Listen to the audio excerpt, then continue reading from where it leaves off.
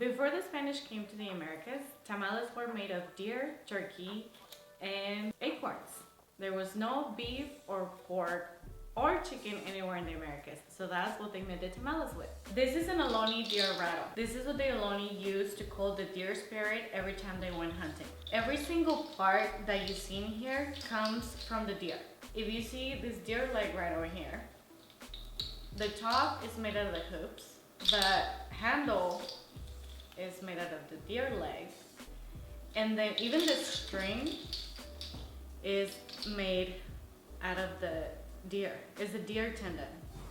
They took it apart, braided it, and used it to tie the whole thing together. Imagine you wake up on a morning and you're a native person and you found a nice little warm place to sleep for the night, and you wake up to this incredible smell, and it goes out across the whole valley.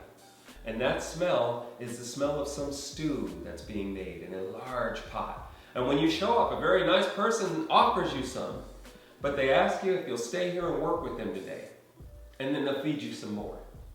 So in that way, they sort of entice them here. Now, one of the replicas is this stock, which is familiar if you've ever seen pictures, particularly in Puritan America on the East Coast. This was a big thing. The sort of thing that would be in a town square. Well, here there's not even a town. This is the headquarters. But these sorts of things were used. Historically, what we understand is it was used more on the Spanish, on the soldiers and the workers of Spain. Because if it was used on a native person, the native person would be more likely to go, okay, as soon as you free me for that, I'm not coming back. This is a big, heavy, nasty thing. You know, it doesn't hurt, but I wouldn't want to be locked up in it. And I imagine the native people seeing that would think, okay, I don't know what that guy did, but I want to make sure I don't get in trouble because I don't want to be in that thing. And in that way, they could have a certain level of discipline without scaring the natives off. That was one of the ways that life here wasn't quite as destructive or genocidal as it was on the East Coast. There was much more of an effort to mix with the natives and to keep their participation in order for them to build a culture and a population here. An important thing to remember when you're doing the tour is surrounding you in every room are all kinds of little clues and things. Personally, I like to think of it as the things that I think are neat, the things that get my interest in the room. So if you find yourself ever being stuck with what to talk about next, you can always just look around you. From things like the way the lights are done, which represents the way it was way back then, to the stove, to the water pump. All these different aspects of life, the way it was back then, you're surrounded by it. So anytime when you find yourself getting stuck, just take a moment and kind of take a breath and look and say, here's another interesting thing I want to point out to you. So the people, when you are in the Peralta land loss room, there are a lot of people that are part of the story. You don't have to hit all of them, but there may be some that catch your interest. And anytime you can share something that you're interested in, the people that you're giving the tour to are probably going to be interested in it. So let me point out just a few of the figures.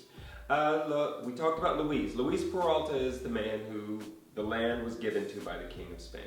So he's an important figure. We don't actually have a picture of him in here, but we have that wonderful quote about the land. Boy, did he mess up that one. No, don't go after the gold, stay on your land. We'd be talking about a totally different story if they had gone off and tried to seek their fortune. In that history of Mexico, the last governor of Mexico, and this is important, people will sometimes ask you, they'll ask about the Native American presence, they will ask about the African American presence, because we're here in Oakland. People will say, well, how come you don't talk about the African American presence? Well, there's a huge figure. Pio Pico is the last governor of Mexico before this becomes America. And Pio Pico is, you can tell from the photo, a man of African descent. He's definitely got some black in him. And he's that last governor before that. So he's an important figure to know. The other one that's also on the same wall with him is Horace Carpentier. And I'm never sure if I'm pronouncing that right. If you find a better pronunciation, feel free. But don't be afraid of just giving it your best shot. And if somebody calls you on it, say, wow, that's right, thank you. I didn't realize. Anyway, I call him Horace, which if you have kids, they will love. Horace is the man who helps Oakland become the town that we know. In fact, he creates Oakland. He rents a bunch of land from the Peraltas. He leases it. He and his partners divide it up, and then they sell it to people. They didn't own it, but they sell it to people. And then because they've got a whole bunch of people who bought this land, they say, we have enough people to have a town. Let's call it Oakland and let's have an election. And as it says on the wall, he won by 368 votes. More votes than were actually cast.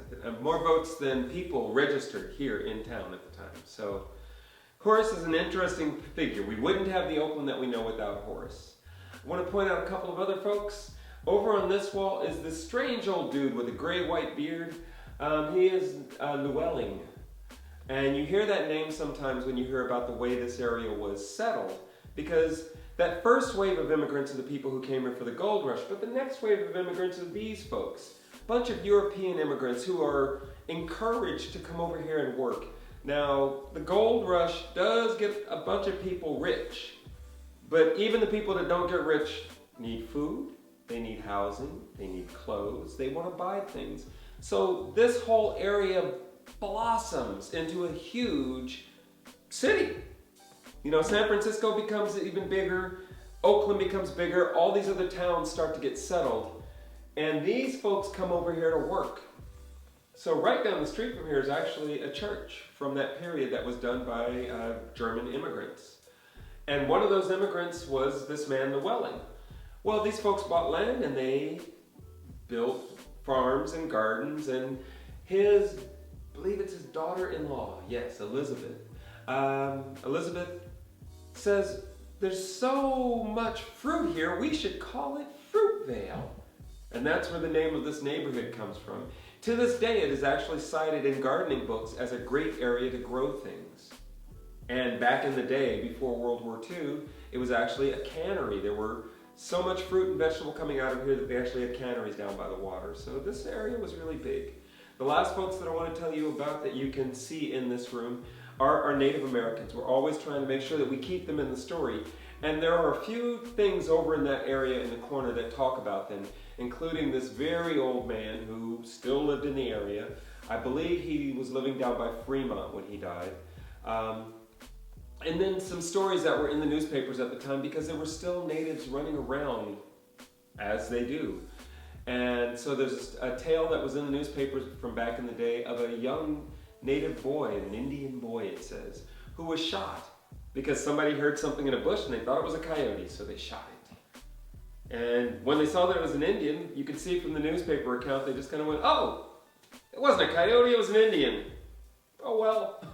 So you get a picture of how life was, even though Native Americans were part of what was going on here. They still were treated, to say second-class citizens wouldn't even be accurate. They were almost treated like animals.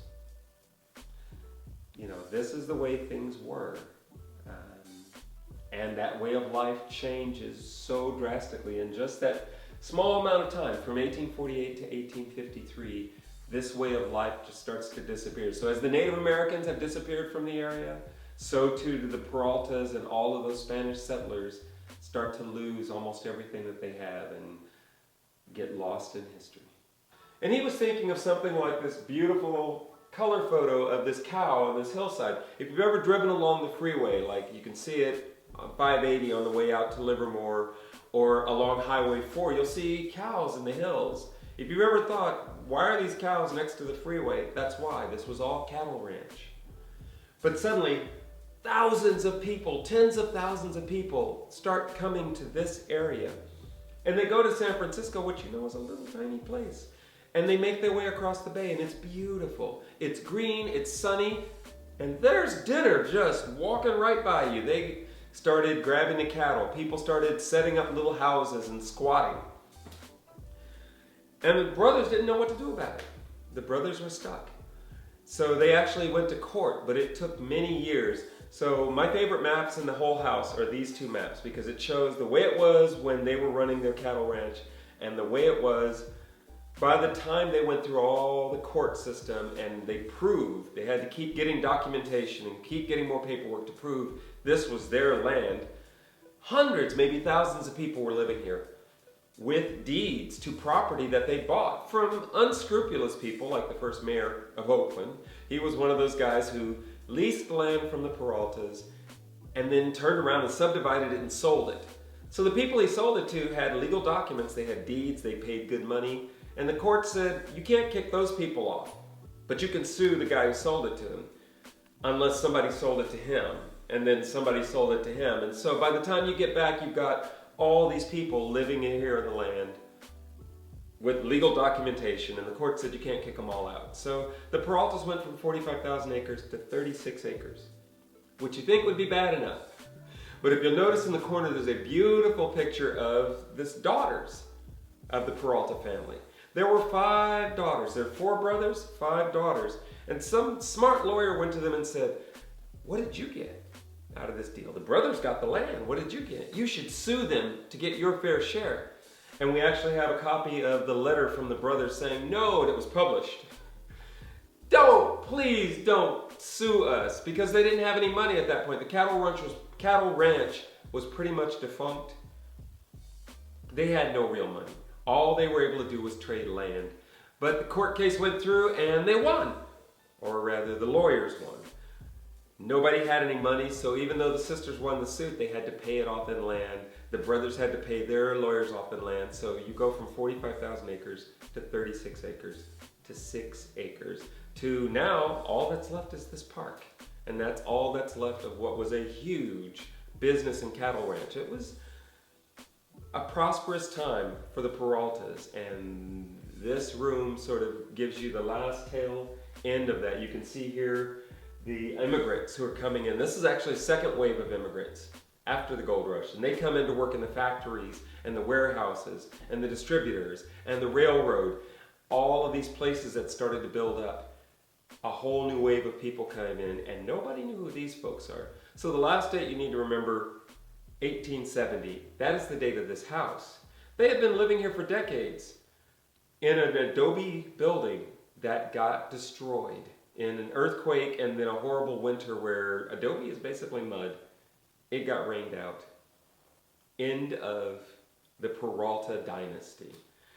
With that last little bit of money they had, they built this house because that's what other people were building in 1870. And they were hoping maybe they'd get along with the neighbors, but I think after a while nobody even knew who they were. And they just sort of disappeared in history.